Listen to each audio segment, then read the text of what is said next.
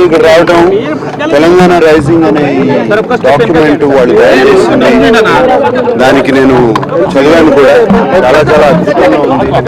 Vision ముందుకు తీసుకెళ్లాలని సంకల్పం ఉంటే ఏదైనా సాధించవచ్చు. అండ్ ఇది ఫిల్మ్ ఇండస్ట్రీకి సంబంధించి కూడా ఇక్కడ ఒక ఫిల్మ్ హబ్ తయారు చేయాలని ఒక ఐడియా ఉంది. అండ్ దాంతో ఫిల్మ్ ఇండస్ట్రీతో కూడా చర్చిస్తున్నారు.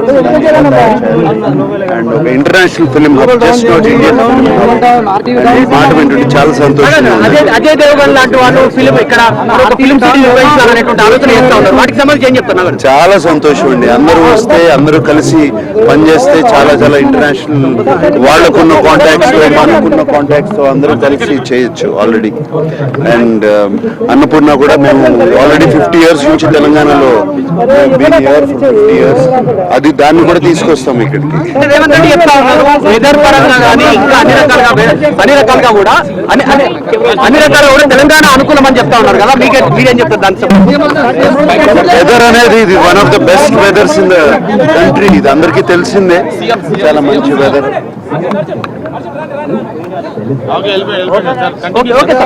వెదర్ పరంగా